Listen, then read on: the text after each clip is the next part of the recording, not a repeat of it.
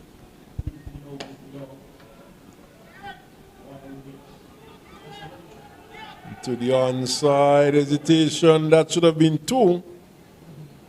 But Delisle not supporting his partner. And just a single. A few more spectators in the pavilion. Here's another drive, but well knocked down there by Nisbet at short extra cover. Of course, Victor, football on the menu tonight. Yeah. Oh, quicker delivery from Jeffers, edged down to short Thurman, and of course, the St. Paul's team coming up against Bart from Nevis, of course. So that should be an interesting one. Victor, are you a fan of football? Well, yes, but I haven't really been to a local football game for a very long time. But internationally on the ESPN and so on, I look at a lot of international football. Okay, we are going to see Clark for the first time from the far end. That's Leon Clark. Leon Clark, of course. Okay. And he would be replacing Gary Rogers, who was a bit expensive. And he, of course, would have completed his 4 overs. Gary Rogers, that is. So the batsman actually back for the helmet now that you realize that Leon Clark has an extended run into base, so he will be coming from that southern end. Yes, and he's a bit quicker. Yeah. Not to suggest that he's fast at this stage of his life, but perhaps, as you said, rightly said, the batsman would be seeing him for the first time and might be thinking that he would have a bit of pace. And just to tell you that Gary Rogers bowled 4 overs for 32 runs and he picked up 1 wicket, so he went at 8 per over. So Leroy Leader went at 5.25 and he has completed his spell. And he did not pick up a wicket. And Roy Nisbet had 3 overs. So, and here is one going down to third man and just a single.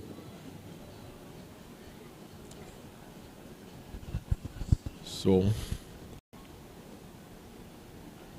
Clark, but this is a good score so far, Victor. 102 for 4. Yes, indeed, really, and there are still some overs to be bowled. And the important thing that these two are at the crease, and this looked like another boundary into the square leg boundary. At least it was short, and the batsman executed it nicely into the square leg boundary for 4. Yes, another boundary, and the St. Kitts team would have to be careful at this point. I personally, I think they might have relaxed a bit out there and allowed the Hoboken Masters to really get in a fairly good position. Another 3 overs after this one. And this is a good partnership also too. It is, but of course we saw them posting 122 for 9 against Nevis, short, wide, and it would be signal. Yeah. And we saw them posting a good partnership, well, not really a good score, but they got 222 for 9. And I think they were not able to finish off their innings well. Short, gets it down to Sherman White, who comes off the third man boundary. Overthrows here, but good work. Yeah. Looks like Greg Stanley. And how can we say Greg Stanley is not fleet-footed? He moved rather smartly to his right to cut that one off. And good work there by Greg Stanley, Victor. Yes, and good movement. He anticipated well because the show was wide. And he's looking to drive. But earlier on, when Clark bowled and White bowled, they were getting a considerable amount of assistance from the track. The ball was stopping, and the ball was jumping at the batsman. You know, there was obviously quite a bit of preparation, moisture left in the track. Single picked up there to Sadler deep cover. So these two, the opening bowlers for St. Kitts would have gotten some help. But Hoboken Masters looking to post something reasonable here. And this one jogs back at the Lyle. And in the end, he keeps it out. And the over comes to an end. And we have had 17 overs, Victor. And they are going at just over 6 runs over. Let's assume that they go at about another 7 runs per over for the last 3 overs. That's 21 runs, which would take them to about 130. And would that really challenge the St. Kitts team? Yeah, and the good thing about it here too, that these two have been out there for a percentage of overs, and if they can really bat through the remaining overs instead of letting in a new batsman come into the crease, that could even, they might even get more than the 7, but if they get that, that will be a good total to defend. Well, we saw them starting well in the first match against Nevis, but in the end, they sort of petered out in the end, and he is an attempted hoik by Kerr. Mistiming it completely, and bottom edging it out too short, extra cover to Nisbet, to Fields. Oh, swing and a miss. My goodness, how come he was that bowled there? Well, probably good line and length there by the captain, Shane Jeffers, and he would know in this remaining overs and in his spell, it's important to bowl wicket to wicket. Well, all of a sudden, Gore is missing all as he plays that one outside, and Shane Jeffers loves this. He's having a good laugh. Good line and length too. He enjoys this sort of thing, Shane Jeffers. Yeah. And let's see who would have the last laugh. Oh, that's another good delivery. A Yorker, length delivery this time. Fired in at the centre and leg stump. And Gore had to dig it out. And this has been a tremendous over so far from Shane Jeffers. Not yet conceding a run. One delivery left in the over. Short. Stayed down to backward point. Just a single. Good over. So just 1 run from the over. Very excellent over. Yes, indeed, and leading by example, Shane Jeffers. And I like the idea with the Yorker that he put right in the block hole. He bowled it a bit quicker too, so that was a good spell there. And the other 2 overs that is to come, they will, if they can be just as tight as that one by the captain, Shane Jeffers, then they would have done themselves a little better at the conclusion of the 20 overs. Well, I was surmising that they might. They could get at least 7 runs per over. They just got 1 run in that over, so they're left with 2 overs. Which means you have to take away 6 runs from that, and they might just get to just about 124. And of course, a lot depends on this over. Yes, indeed. And to start off with, Leon Clark start with a dot ball. So that's a good start of this over. But let us see how it will conclude. Swing and a miss, and all of a sudden Gore seemed to have lost his timing. 1-1-0 for 4. Gore is on 35 from 32 deliveries, and the short lifting and a single, but a good result for the St. Kitts team. Yeah, so far, and this is a good over 2 by Clark after his captain Shane Jeffers had a very good over. So he has backed it up from that sudden end by also to just conceding the 1 run so far. So St. Kitts at this point finishing well. Driven straight back over the bowler's head, and would be just a single. So good over so far by Clark too. And good over by Clark so far too. Keeping it tight. Yes, the bowlers for St. Kitts in that here doing a good job. Short and I think Go is trying to hit it too hard. So he's losing his shape, he's losing his balance, and he's missing the deliveries. Yeah, and he has taken away the emphasis of timing. He just going for absolute power, and he has not been connecting. In the air, catch is about to be taken, is taken, and after a frustrating couple of deliveries, goes caught by Welton Edwards off the bowling of Clark, and he makes his way back. So, rather an anticlimax there for the Hoboken Masters. And these remaining overs might just possibly make the difference in the outcome, but we could never tell because St. Kitts will have their opportunity, the Masters, they will have the opportunity to go at the crease. So, but Shane Jefferson, Clark, though, between them, they are ball tight, and Clark just getting a wicket too, and he was economical. So that to Shane Jeffers to round it up now and having that responsibility, and with his experience, he know how important it is to bowl wicket to wicket in this over. So final over coming up, 112 for 5, and it could be a big one. And I would have said earlier, though, that the Hoboken Masters, they do not seem to finish well. They started quite briskly against Nevis, and in the end, they just got to 122, losing 9 wickets. And here's a drive, and they would pick up a run. So, 1 more to the score.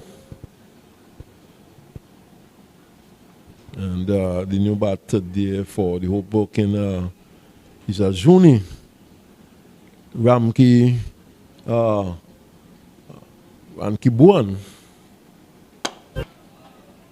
Whipped into the onside, but well fielded there by Powell, and we have not seen Powell bowling in this inning so far.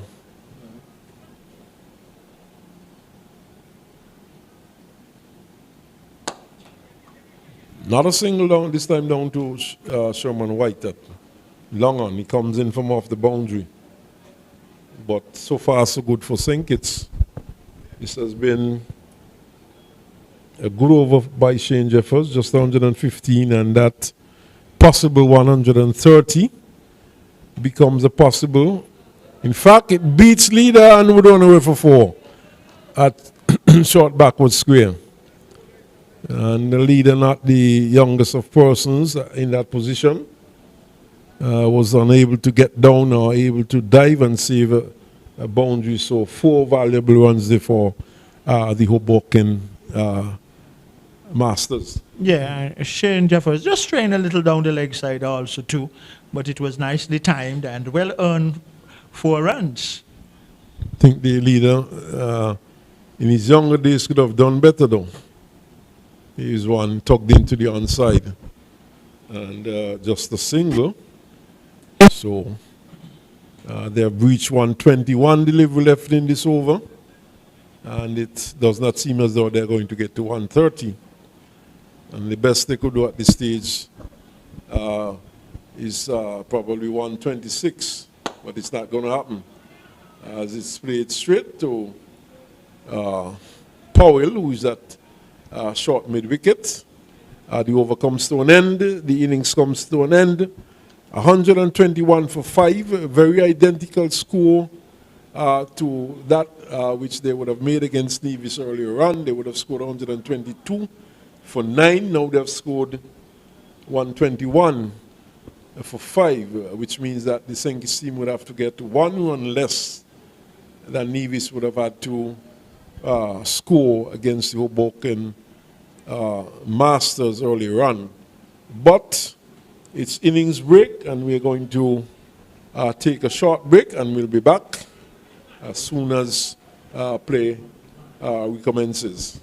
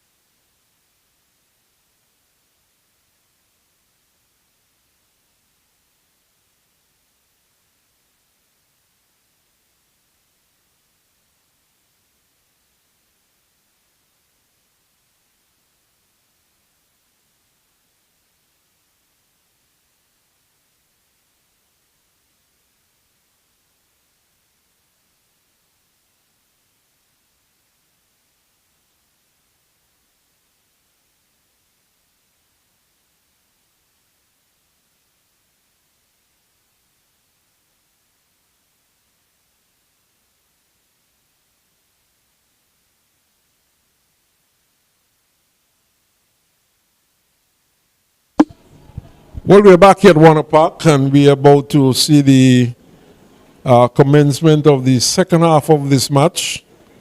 The St. Kitts Masters team needing some 122 runs to win this match. And we have the openers out there, Greg Stanley and Patel, in the middle. 122 to win, Victor. The St. Kitts Masters team chance, how do you see their chances? Well, the thing is that a lot going to depend on how these two start as the openers for the St. Kitts Masters. And on the other hand, for the Hoboken, for the Hoboken out of New Jersey, if they get some early wickets too, and then that would mean that the St. Kitts Masters, they will have to keep to a particular run rate and make certain that they don't get bowled out, and then that could be some added pressure. So vice versa, if St. Kitts Masters get a good start, that will be good on their behalf in pursuit of getting to that total. And then if the opponents get early wickets, it can be evenly more interesting an encounter whichsoever way it goes. So we will just see how it goes. Well, Sharma is going to start from the far end. He's going to open the bowling for the Hoboken Masters. And so far, he has a slip in place. Dalai, he's at first slip. There's a short third man. Point, extra cover, mid off and long off in place for Patel, who is defending his first delivery. On the onside, there's a mid-on, short mid-wicket, short square. And I'm looking to see if there's someone down on the fine leg boundary. So there's no one at third man, there's no one at fine leg, and he's one being swung into the onside. And I can tell you that Patel is not going to muck about. He's an aggressive player. He goes after the bowling, and he started with a boundary. Yeah, and that delivery was going down the leg side too, and he timed it well, placed it well, and earned himself 4 runs. So a good start for the St. Kitts Masters. If Patel gets going, and Greg Stanley gets going, we could be out of here before 9 o'clock. But that is left to be seen. See my good producer, a bit sleepy-eyed, lovely shot, cut away for 4, down to backward point by Patel. And this is what he brings to the table. Yeah, and really that was nicely timed there by Patel all along the ground. And the fielder at point had no chance. It was to his left, and it raced into the point boundary for 4. And as you quite rightly have described, Patel Earl, and now I can witness that his execution is spot on. Very good stroke. Gives you a bit of a chance, though, Patel. Well, he goes after the bowling, but he has the ability to score quickly. Yeah, that's good. And anything loose, he's going to put it away. He's driving powerfully, but it will be fielded down there behind the bowler by long off moving across to his right. But that one was struck with some power. Yeah, and he was hitting straight too. So a good start. 9 runs so far out of this first over. Greg Stanley also too. As you know, him better than most. Is a very aggressive batsman too, and he is facing his first delivery. Struggled a bit earlier on, but gets off the mark immediately. And this is a good start for St. Kitts.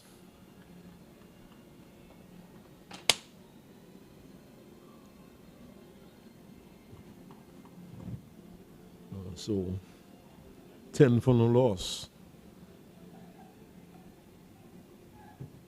And we've just had some 5 deliveries in this over so far.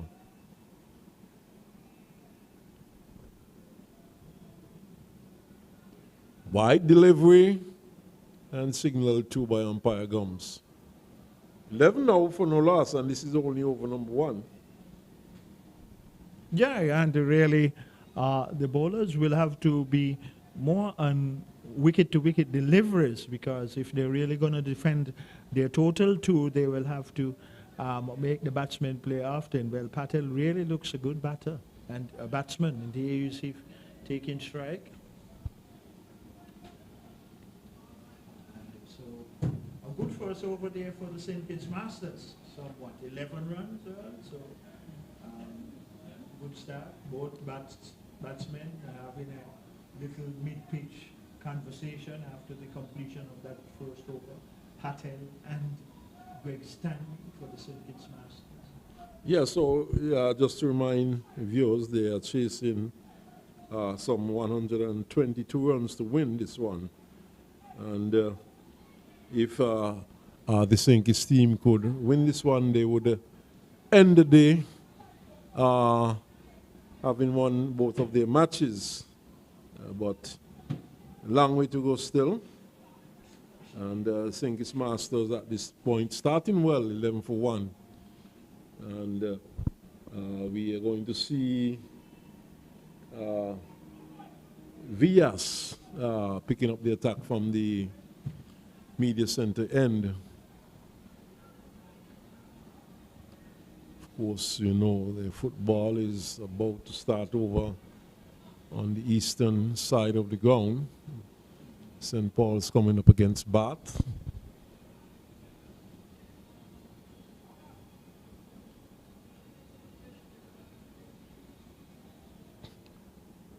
So St. Kitts team having won their first encounter against Nevis, and then Nevis would have beaten the Hoboken Masters.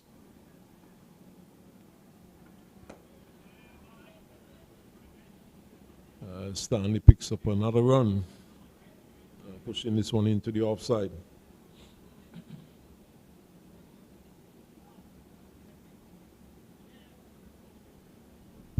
So Patel is back on strike, and he would receive his first delivery from Vias. Of course, he would have faced a couple of deliveries from Sharma.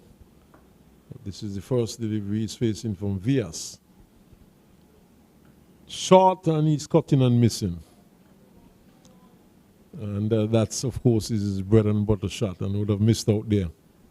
Well, he looks a good player in Jude early, just from those from that first over that he faced. Good timing. Short stays it down towards third man, could get 4. It's running quickly towards the boundary, and it's 4.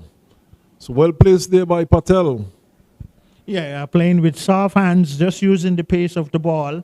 And even though there is a short third man, it was to his left though, but the outfield being a quick one also too early, it raced away into the third man boundary for 4. Yes, and the outfield seemed to have been cut recently, probably as recent as probably this morning or probably yesterday. When I came into the grounds, they were taking away cut grass, driven powerfully. And this one goes down to long off and just a single, but that one was struck with ferocity by Patel.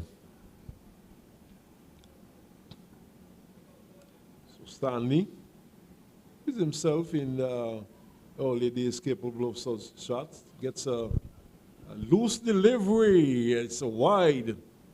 And this would run away for 4. So 5 runs there to the St. Kitts Masters. And at this rate, we're going to be out of here soon, Victor.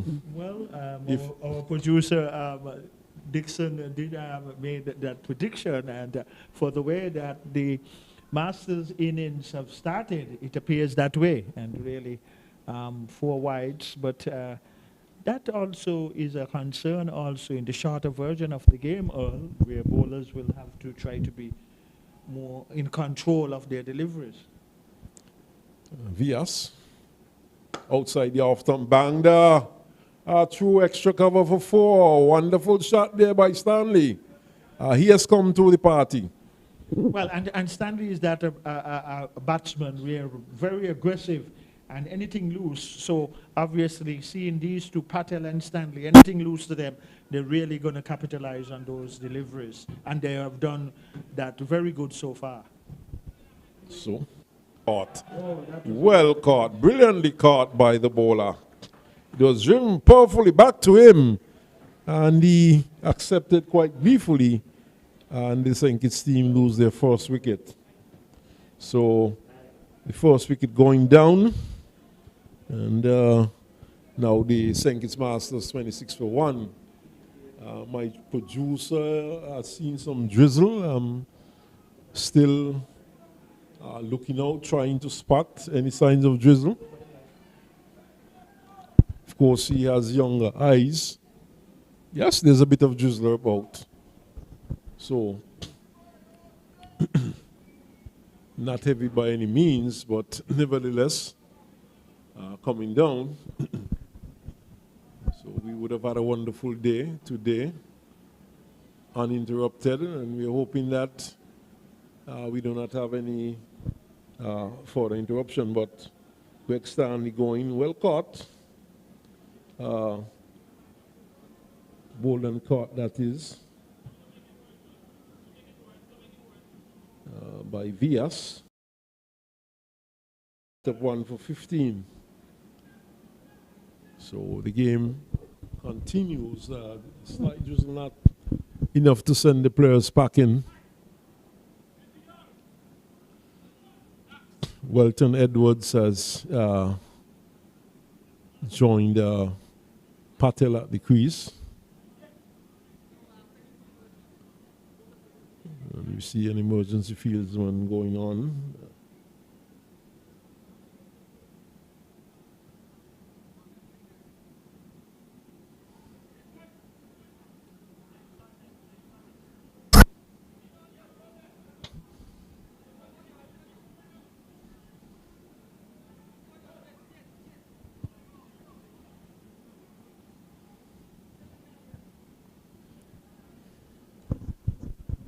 So Patel on strike now. Edwards, the new batsman, 26 for 1.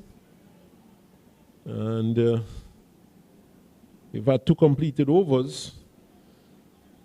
So Vias picking up the wicket to fall.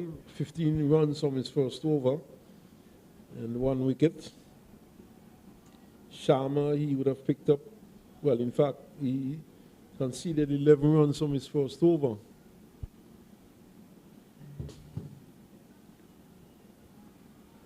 And he appears to be continuing from the far end. Still a bit of a drizzle around. And Patel gets it into the onside.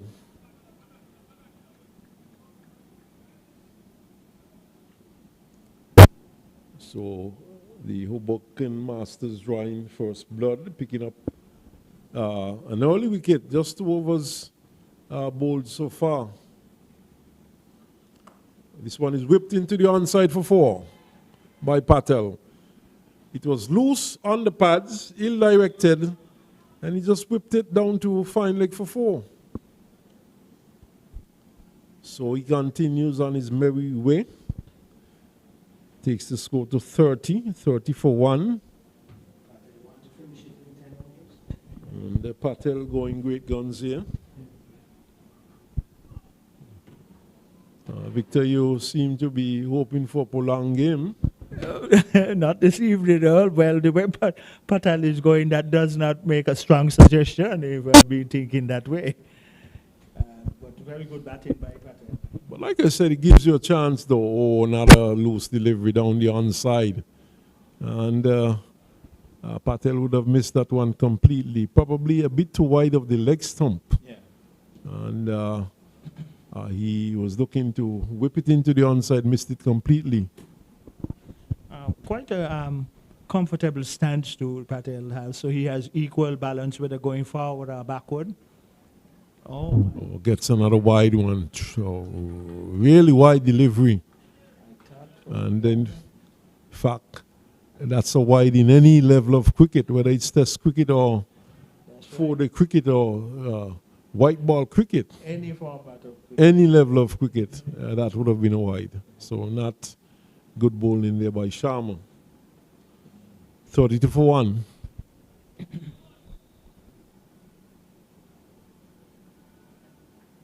Driven powerfully for. Oh my word, he's going to finish this in quick time if he stays out there. Yeah, and very good timing in Jude, and really powerfully hit too. Also, Earl by second the mid-wicket area, so fielder from the deep long on area just had to go and retrieve the ball. Well, looks like he wants to conclude it before even 10 overs complete. He's striking at 200, 22 from 11 deliveries. This, of course, is only the third over. Oh, keeps it out and goes into the gully region. They can't score. The non-striker is Welton Edwards. Edwards is a non-striker. Wow. He's a powerful hitter too of the ball. And we've seen him in this format a lot of times getting valuable runs. But the man Patel is the one large and in charge. Swinging into the mid-wicket area for more. My word, he's on a mission out there, Patel. And his mission is to finish it as quickly as possible. Yes, indeed. And he has started so from ball one, and he continues in that vein. And even though the non-striker Edwards, Welton Edwards, that is, who has not come into play as yet, he also is a good hitter of the ball also too. But this man Patel is doing an excellent execution. Patel has rushed on to 26 from 13 deliveries and maintaining his strike rate of 200. Now we see mid-wicket is being plugged. There's a man going back on the mid-wicket boundary. The sweeper has been taken out from the offside and placed into a short mid-wicket. And Patel gets a wide one. And perhaps just passing inside that tram line and not being signaled there by umpire Gums. But another productive over for the St. Kitts Masters, and more so on behalf of Patel, who after that final delivery, just having a mid-pitch conversation now with his partner Welton Edwards. But really, Patel looks a very good batsman. Earl. So we have had 3 overs, 40 runs on the board. So St. Kitts going at over 13 runs per over. And thanks mainly to Patel, who has really left the gates in a hurry. And it's going to be Vias to continue.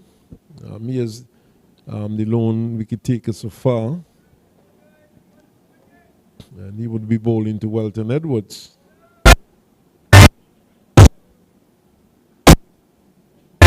Lots of movement out there in the middle by the Hoboken Masters.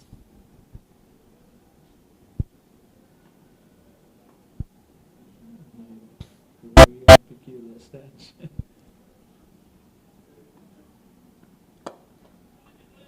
Gets off the mark with a nice shot down to long off. And over to you, Mr. Patel. I like that there. Patel comes back on strike, and that is good thinking on behalf of the newcomer to the crease, to Welton Edwards, by just playing it nicely up to mid-off. Swings it in the air. It's safe. It's going out towards the boundary, 4 runs. So, as I rightly said, over to you, Mr. Patel. You're so correct. And he moves, he rushes on to 30 from 15 deliveries. And, of course, we are just in the 4th over. Of course, the St. Kitts Masters would like to get to at least 5 overs, which would constitute a match, just in case there's weather interruption. More runs. This time struck into the offside, into the cover region, and 4 more. So he really rushes on to 30. And Victor, there's not much that the Hoboken Masters can do about that. They are only allowed two outside the inner ring. One, in fact, we have not had 5 overs yet, and a 6 overs constitute a power play. Yeah, and his batting has been very good in that sense, really making use of this first power play. Another run going to be added to the total, and it comes by a wide, so they all count. Yes, most definitely 49 for 1, and they're chasing 121. And certainly enjoying the batting of Patel, who is giving it a good whack. And the Hoboken Masters a bit ruffled out there. Slow delivery, and Patel is swinging for the hills and gets just a single. So he's not holding back anything, Victor. He's going after it. Well, and that is rare by getting a single. That is not a high percentage in his column. He has a very high percentage of boundaries so far in his innings, Patel. Well, He's a non-striker, though. I could tell you, though, he was not swinging for a single just now, but he certainly mistimed it. And here's Edwards, wonderful shot. 4. That should race away. He was on to the back foot and slammed it between extra cover and down to the boundary for 4. And that was the beauty about that stroke, the placement. He timed it well, but the placement was very good. And Edwards, very open stance, but quite productive when he put that bat to ball. In the meantime, the 50 would have come up for the St. Kitts Masters. Full delivery, pulled away. That could be a no ball. In fact, signal now. And it was pulled away for 4 by Edwards. And he has the benefit of a free hit. Yeah, and Edwards will always, too, capitalize on anything loose. And now the St. Kitts Masters even getting a bonus by a free hit. And let us see if that Welton Edwards, if he will make use of that free hit. Well. So the scores rushed on to 60 for 1. And free hit coming up. Welton Edwards, he certainly has joined the party. And he now gets a gift, a free hit. And swings and swings well. It's going out towards mid-wicket. Drops inside the boundary and bounces over the boundary. And it's 4 more to Jeffers. Edwards, sorry. So really being taken to task here, the Hoboken Masters. And Edwards, like I said, putting them to the sword and joining Patel. But the overs come to an end with St. Kitts Masters doing quite well on 64 for 1. Yeah, a very prolific and elegant start by the St. Kitts Masters. More so led by Patel, but now being joined by Welton Edwards, who also has joined him and also too executing that aggression. So they're getting very close to the total. That's the St. Kitts Masters, which the Hoboken did score. The Hoboken Masters, they're coming out of New Jersey in the US of A. So we have had 4 overs. And the 64 runs, they're going at 16 runs per over. That's a massive striking rate. 16 runs per over. With Patel on 35, and he has gotten his 35 runs from 17 deliveries. We see a bowling change. That looks like the captain, Singh, coming on from the far end. And this could be interesting. Patel pulls away. He is what, right leg break googly bowler? Right arm, I think it's more of off spin or slow bowler, okay, slow to be more precise. But let's look at him. No, ambitious appeal. I think Patel's eyes lit up when he saw that one. Thought here was an opportunity for maximum, and he really swung hard at it. and was into the shot too early and missed it completely. Yeah, well, let us see how he will play out this over here. That's Patel. Well, he plays it quietly into the offside and picks up a single, showing a bit of respect there for Singh, the captain of the whole Hoboken Cricket Masters team. And it brings Edwards back into strike. So the score's now gone on to 65 for 1. And it's 8:16. At 9 o'clock, finish was predicted by our producer, LaShawn Dixon. And LaShawn, He has gotten it right. it could well be over before 9 o'clock at this rate. They're going. It's now 8:17 approximately, so with the way these two are going, that's a high possibility. Sing to Edwards, who turns it into the onside, gets a quick single, and good run in.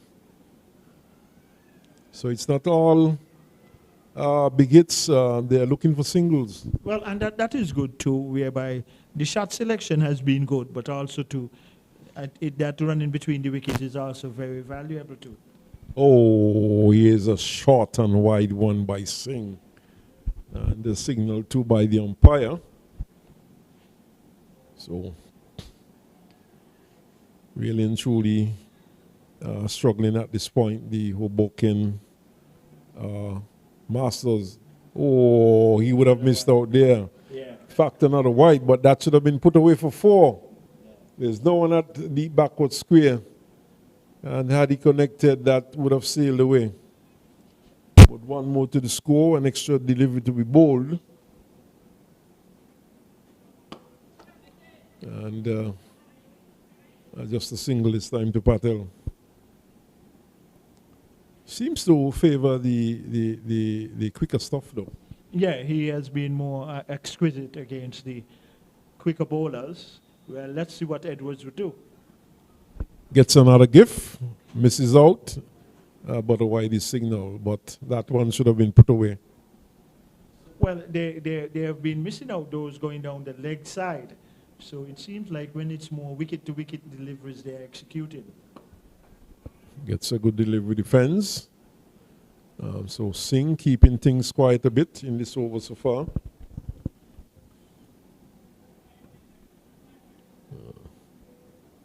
Scoreboard. Oh my goodness, this one has gone a long way. It has gone out of the grounds and lands in the stand, in the southern stand, and it's a massive 6 struck there by Edwards. And score now 76 for 1. And scorecard here not being updated, but 76 for 1. And we hope that it will be updated momentarily, but nevertheless, that's the position here. 76 for 1. This And these two are scoring so fast too. 77, in fact. Yes. So thanks to our producer, LaShawn Dixon. So Edwards gets this one away this time. 6 more. He doesn't miss out. He doesn't miss out on that. And the score's gone on to 83. And this is massacre, Victor. Yes, and really slaughter. We are sitting and watching the slaughter out there in the middle between these two. And really, they are really prolific hitters of the ball, Welton, Edwards, and Patel. And really, Edwards too has a lot of power in his strokes. Well, both batsmen, but so this is a good partnership between these two for the St. Kitts Masters. Wow. Score's gone into the 80s. And of course, And it's just 21 minutes past 8. our scores have not been updated, but I'm sure LaShawn would keep us updated with the score. So 5 overs, 82 runs. That's a breakneck pace. Not a bowling change, and it's going to be Chalazar. attack from the media center end.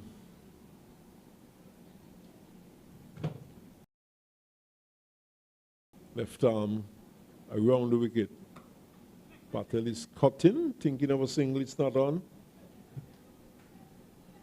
Yeah, left arm orthodox spinner into the attack, so quite interesting. Let us see if if this change would make any difference to both Patel and Welton Edwards, who have been going quite flamboyantly out there in the middle, sixes and fours, dominating the partnership so far between these two. Jalal. Played up to cover, could be a chance for a run out. In fact, a good return could have seen Patel run out.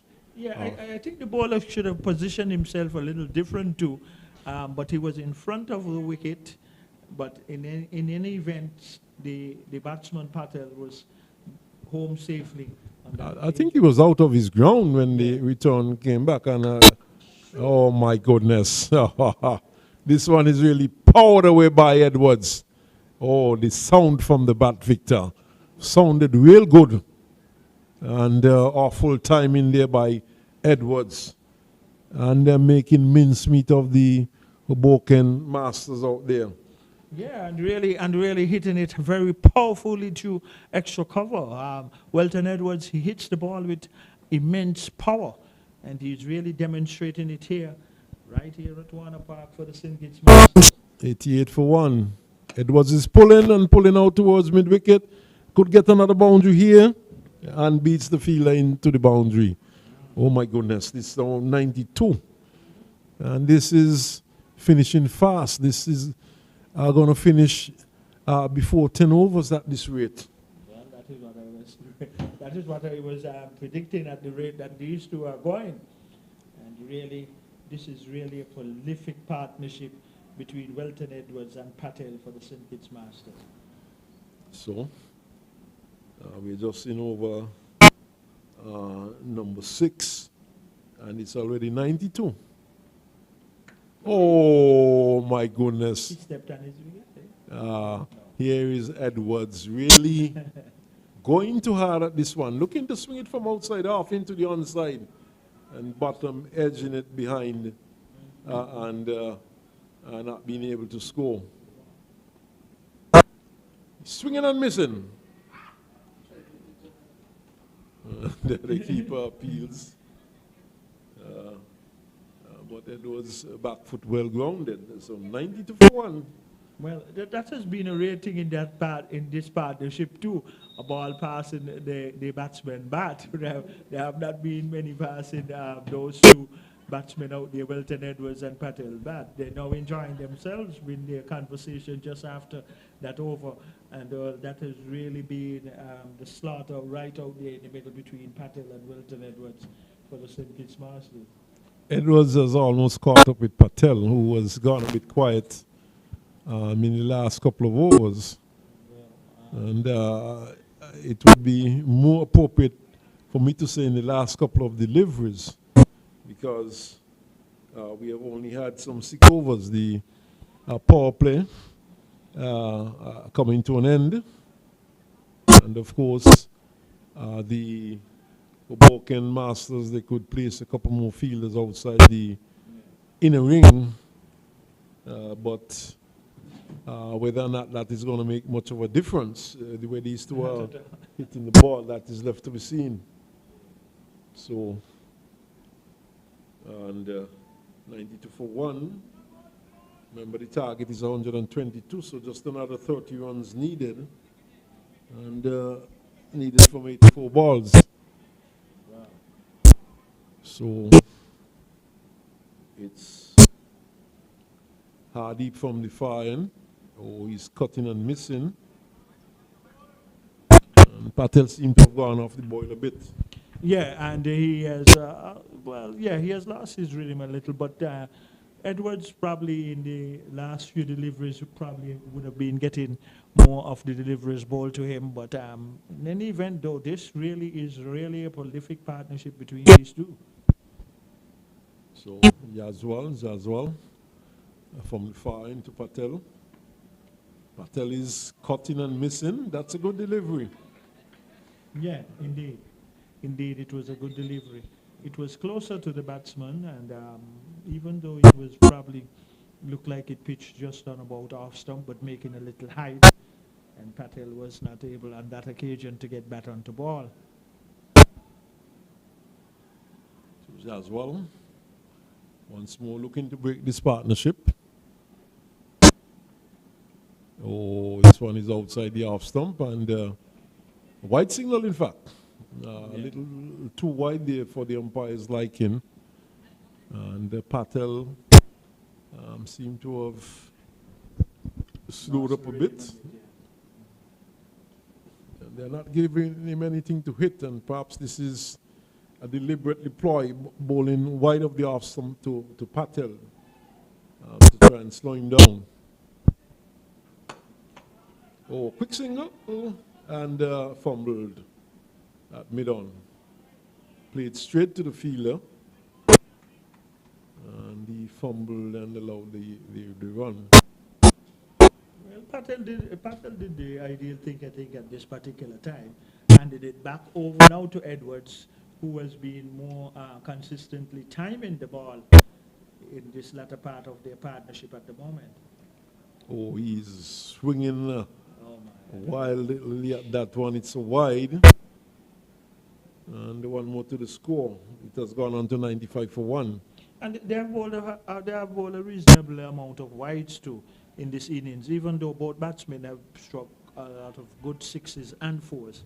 The percentage of wides being high too by Hoboken.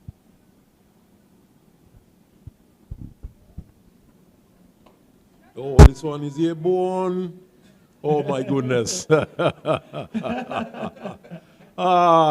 the captain. I don't know if he lost it in the light. I'm giving him the benefit of the doubt. But when he put his two hands together, he certainly was just clasping him. Certainly any of his hands. And he seemed to have totally lost it. Rather comical looking in the end. So Singh missing out on that one. And this one is driven powerfully all along the ground, out to long on, 4. My word. Oh my goodness, this is really massacre. The 100 comes up, 101 for 1, and we had over number 7. Edwards would have overtaken now Patel in terms of the scores between. Most definitely. Yeah. Most definitely. Has gone into the 40s. Patel is still on 39. Yeah, well, Edwards really putting it on here.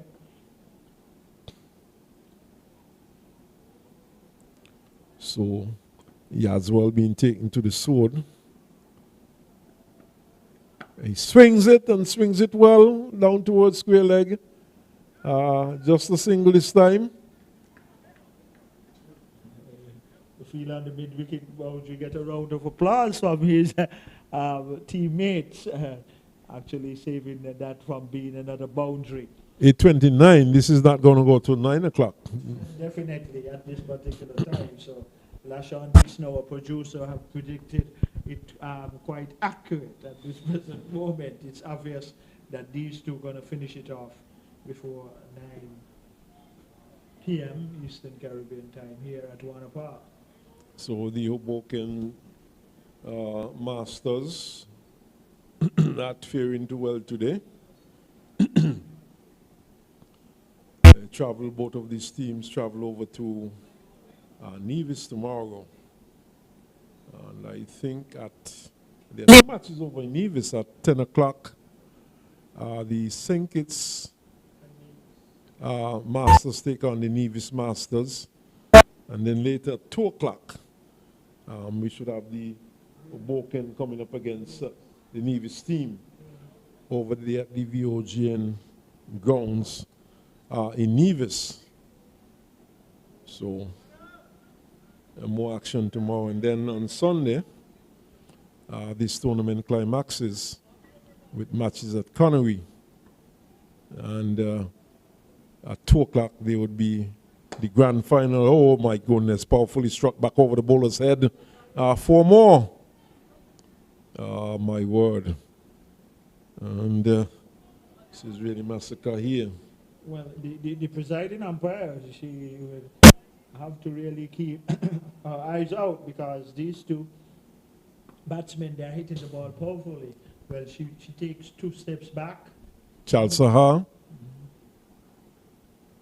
flicked off the pads nicely down towards square. And good work there from the fielder coming off the boundary. And just a single. So 107 Wow. for 1. Another 15 runs needed.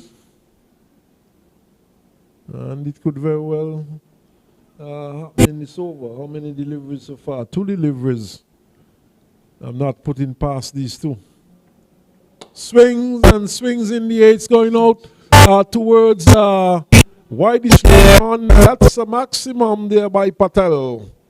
So, Well, he has found his mojo once more. Yeah, very good. 113. I said a while ago, Victor, it could be very well over in this over. Well, you are very experienced in the Let's wait and see. And Charles Azar tosses up. It's in the air.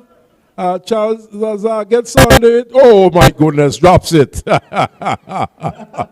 My word.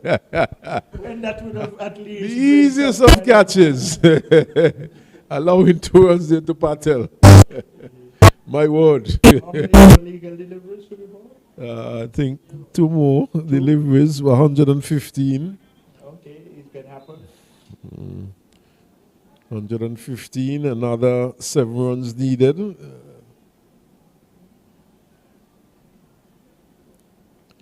Tossed up and swung away towards long on. 6 more. That's it. 6 more to Patel. And the scores are level and 50 to Patel. And 53 coming up of some 28 deliveries with 8 4s and 2 6s. So 1 run needed. Wow, that's a prolific partnership. And we are in over number 8. It's not 10 overs. And it seems as though my prediction might come true, Victor. It is, definitely. Swings, edges. That's it. It's going down towards fine leg. That's it. And the single is taken and it's all over. In fact, it crosses the boundary rope for 4. And it's all over by the shouting. The St. Kitts Masters winning this match in exactly 8 overs. Set to score 122 to win. They end up with 125 for 1. And Jitan Patel, he ended up with 57 not out from 29 deliveries with 9 4s and 2 6s. And Welton Edwards himself, he ended up not out on 46 from 17 deliveries with 7 4s and 2 6s. And certainly this was a massacre, and someone has scored over on the far field. But Victor, it's all over here, and it was a massacre by the St. Kitts team, really putting the Hoboken Masters to the Giants. So the St. Kitts team ends the day unbeaten, and we also had the Nevis team winning 1 match, beating the Hoboken Masters, and of course the Hoboken Masters not winning the game. So this is it from us here at Warner Park until we join you. Of course, there are matches in Nevis tomorrow, 10 o'clock and 2 p.m. Nevis takes on St. Kitts at 10 at 2 p.m. Nevis takes on the Hoboken Masters. And then on Sunday, we go to Connery for some more preliminary matches. And then the finals, which is to be decided. And that would bring the curtain down. But it's good evening from us here at Warner Park.